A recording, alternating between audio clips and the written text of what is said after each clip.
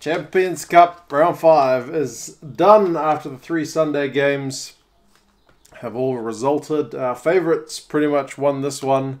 Yeah, so if you bet on the favourites and you didn't pick an upset, then you would be right. I managed to watch one of them in full. 2 of them I've caught the highlights of. I had a quick read of the stats and all that good stuff. So yeah, we'll have a look at the results and yeah, perhaps some of the implications going forward for the final round. The first one, Exeter getting a much needed win over Castres, 34 points to 12. Bonus point win is exactly what the doctor ordered, and they they basically played like I suppose we expected them to play from the first week. They're not dead in the competition thanks to this big win. So how did they go about it? Well, 2 minutes, Noel got his try. How good was he? I understand he's back after a bit of an absence, so yeah, he certainly put on a bit of a show.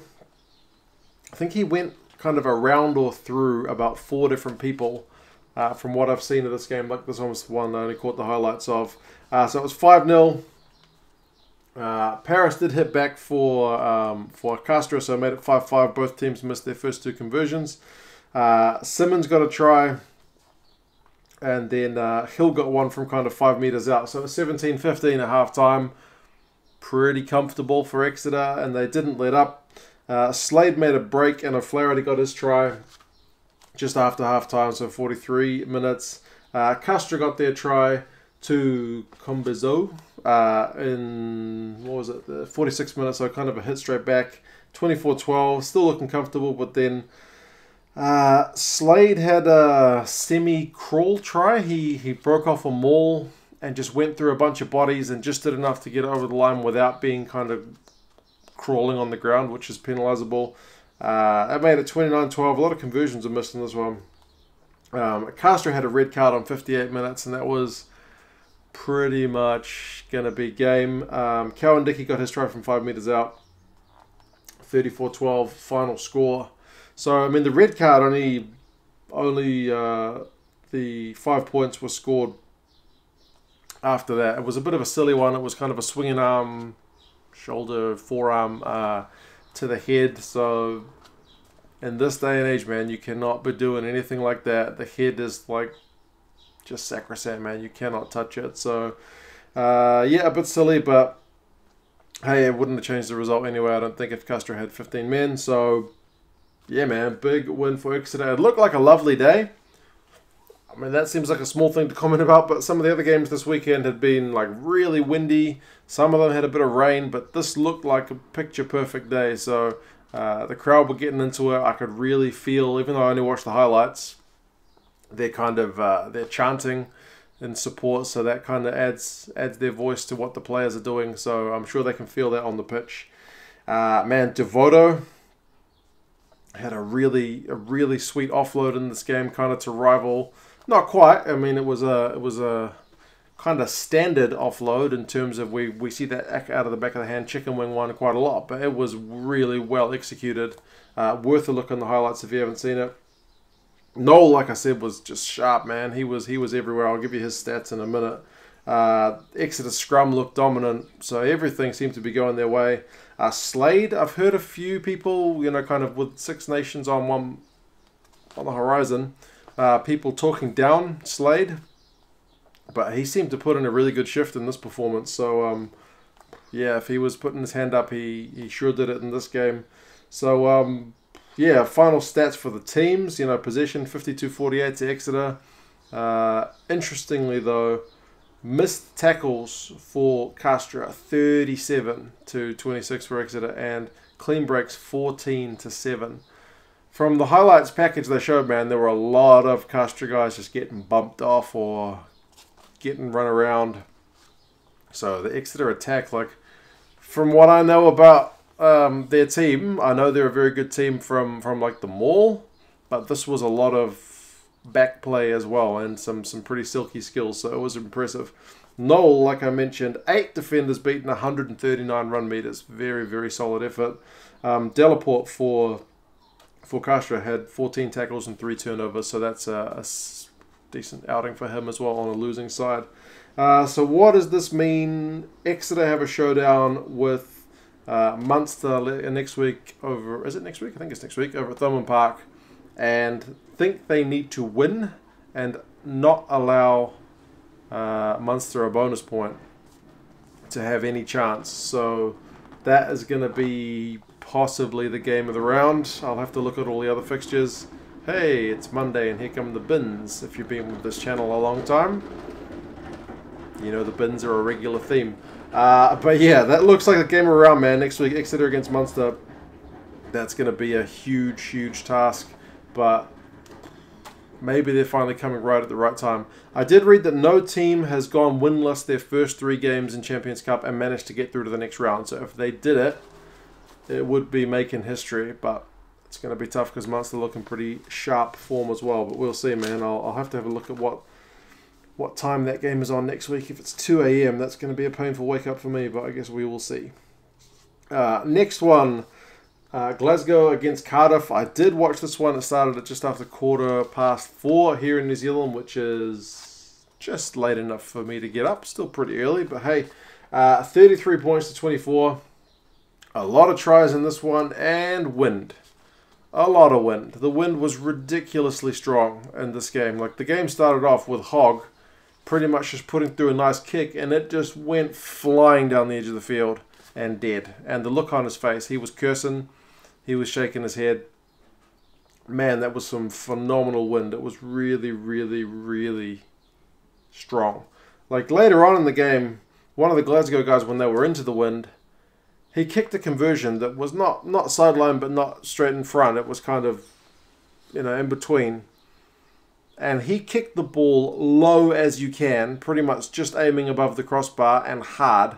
And it just snuck over the crossbar. It kind of clipped the crossbar as it fell over it. The wind was just immense. But yeah, how did the game go? We didn't get any scoring until after 25 minutes. So Stewart got his try on 26 minutes from a maul. The maul proved pretty effective for Glasgow in this one. Speaking of mauls, when I was talking about Exeter. 7-0. Cummings got his try after kind of a few scrums. It was 14-0. Fish and Lane combined for Lane's first try. The TMO had to check that one, but that was a nice little kind of to you, back to me, and then to you again little play. They were just checking that there was no offside when they chipped it through, but it seemed pretty much level, so not enough to overturn that.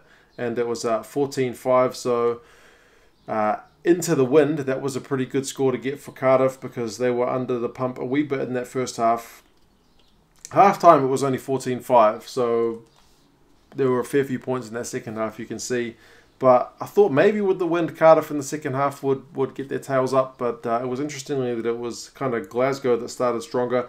They got, in 48 minutes when Fasaro scored, the classic maul try. It was just...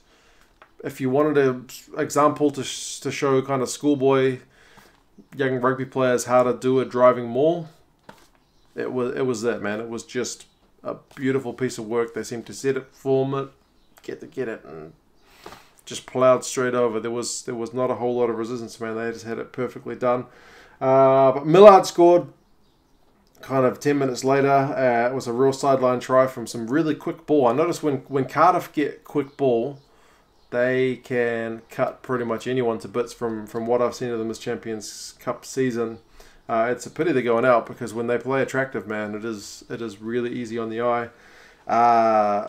Kebble's try came from pretty much a kickoff win after Millard's try, so it was kind of tit-for-tat stuff. Glasgow would edge ahead and Cardiff wouldn't let them get away. But that try was a bonus point try, so pretty key. Then Navidi got his try from some quick wide ball again. So as I said, it seems to be a strength of theirs. A scrum set play got Lane's next try, and that was kind of getting hairy stuff for Glasgow because when Kebble went over, it's like, hey, that's the bonus point. We're going to get a bonus point victory. We're doing all we can before this last round, but then Lane's second try made it 24-28, so it was definitely game on. But then Horn got his little try, a little sniping run from the base of a ruck to take that last bit of pressure off. So 33-24, it finished. Hogg had the final act of the game. They had, I think it was a penalty or a free kick, and to kick it out, you know, usually they just kick it straight to the sideline. He kicked it behind him towards his own goal line. That was the way the wind was blowing, as if to say some kind of sticking a middle finger up to the wind. He just kicked it a mile with the wind, and yeah, the ball went dead. That was game over. So that was yeah, kind of a fitting way to finish it, because he had a couple of good kicks in that game that really the wind just played havoc with them. So I felt a bit sorry for them. So yeah, it was a really, really entertaining game. Fish and Shingler combined at one moment to kind of have a semi-collision. One knocked the ball. I think Shingler knocked the ball out of Fish's hands. Glasgow were kind of unlucky not to score from that. But again, the wind just ripped the ball away. So, yep, it was a very good game. I was pretty happy with it. Hogg had one moment where he intercepted a Cardiff attack, which was probably pretty good at disrupting their play. So it was a smart read. But then kicked it out on the full. Like I said, the wind was playing havoc with him. So for the most part, he was very solid. But yeah, the kicking was something that needed to be adapted to a wee bit quicker, perhaps. Like I said, the Blues didn't let Cardiff go. They didn't let Glasgow get away. So kind of credit to them for that in a game where they didn't have a lot to play for. They looked like they wanted to win, which is encouraging for the coaches, that the boys are really up for it. There was a bit of handbags at the end, but as I said, it all finished with Hogg's kick with the wind. So yeah, 4-try bonus point win for the Warriors. Yeah, they've done all they can to give themselves a shot at going to the next round. They've got to go to Saracens next week. So unless they can pick up points there, their fate remains with, I think, Montpellier's behind them. I think Ulster might be behind them now. So Ulster's in a qualifying position. Montpellier's not quite. So if Edinburgh beat Montpellier, and then I think maybe there might be one other result that needs to go their way, they should be all good. But if the wrong teams win and Glasgow don't get any points from Saracens, then they still could go out. But they needed a 4-try win in this game, and that's what they got. So credit to them for doing that. Like I said with Cardiff, man, a solid effort, but it just wasn't their day. Some of the moments not quite right. They had some really good attacking play, but other times they were under the pump. So stats are interesting because possession was 54-46 to Glasgow, run meters 344 to 280 to Glasgow, but clean breaks 11-7 to Cardiff. So that's what I'm talking about. When Cardiff get that quick ball, they can really cut you to bits. So they may not have had like the better of the game in some areas, but yeah, still very dangerous. So you're not able to relax, and that showed, because I mean it wasn't until the 77th minute that was really kind of a sure thing for Glasgow. So kind of key performers: Seymour for Glasgow, 76 run meters, 2 defenders beaten, 2 clean breaks. Millard for Cardiff, 6 defenders beaten, 3 clean breaks. So good effort from him. Cummings 16 tackles, Cummings along with his try, and Thornton 15 tackles. So yeah, pretty good game. I really enjoyed that, despite the less than ideal hour of the game for me here in New Zealand. It was still definitely worth a watch. And the last one, Saracens get a victory over Lyon. I was tempted to watch this one. Very tempted, because yeah, Saracens are going really well, and the only thing that turned me off was I thought it would be pretty one-sided, and I thought this one might be a bit closer, and I kind of got proved right, I suppose. Lyon started the scoring with a droppy, and it kind of, I guess it's an indication that they're maybe not backing themselves to score tries. But they had the drop goal, so got them in front. I suppose it's nice to try and build a lead and hope the other team, I don't know, doesn't perform as well under pressure. But it wasn't really the case, because it did take a while. 22nd minute, Tompkins got his first try from a really little sweet Marco Vunipola pop pass. He was immense. He had 2 try assists in this game, which is phenomenal. Ray got his try after half an hour. That was kind of one phase after a line out, so the coaches will be pretty happy with that. That's kind of what you want as well. Half time, it's 14-3. Farrell was kicking really well from the tee, which was impressive because not all his kicks were easy. And this weekend, a lot of the kickers, some of the games were pretty windy, but some of the kickers did seem to struggle a bit. Tompkins went through about, how many guys was it? 4? He went through about 4 players to score his try in an amazing display of strength. Made it 21-3. Itoje and one of the Lyon guys, I forget his name, I didn't write it down very clearly, both got yellow carded at the same time, pretty much, which was bizarre. But yeah, didn't seem to change the course of the game. Spencer got his try from a really sweet little good step, and yeah, 28-3. Bonus point win, job done. No more, but away from home, comfortable, top of the entire comp at the moment because I don't think anybody else is undefeated, but Saracens are just on a perfect run. Pelisson did get a try at the end to kind of bust the clean sheet for Saracens, which maybe they'll be a little bit disappointed about, but not really. So yeah, 28-10. That was about 10 minutes before full time. So yeah, man, very, very slick performance. I do like that Saracens black kit. It's very nice. After this video, I'm probably going to have a look online. I do not have any Premiership jerseys yet, as you can see by the fact that I'm wearing a Blues Super Rugby jersey. I would also perhaps look at a Cardiff Blues jersey because the Blues connection, but I'm getting sidetracked. That jersey was very slick, and I wouldn't mind. I'll see what the prices are like. I probably won't get one yet, but I'll have a look. End of season, they usually come on special. Stats are interesting, and if anybody watched this game, you'll have to give me some advice on how some of the details were in the game, because the stats don't read that bad for Lyon, despite the scoreline, despite 4 tries to 1. 54% possession for Lyon. 46 defenders beaten to 20. Run meters 521 to 369. Is this all true, or did the website, the Rugby Pass, they get around the wrong way? Because those are some pretty good numbers for Lyon, or was Saracens just clinical when they got chances? I did hear the commentator say, because I only watched highlights, when they got Ray's try, that they said Saracens have had 2 chances and they've scored twice. So it makes me kind of under the impression that Saracens were just, when they got a chance, they were taking it. So you guys have to let me know. Like I said, Good was having a good game, funnily enough, with his name. 93 run meters, 7 defenders beaten, a try assist, very, very, very solid. Cruz, 22 tackles and a turnover, so solid effort from him as well. He's a very good player. Fourie for Lyon had 11 tackles and 3 turnovers, so interesting for a guy who used to play hooker as well as loose forward back in South Africa. But man, Saracens are top of the log.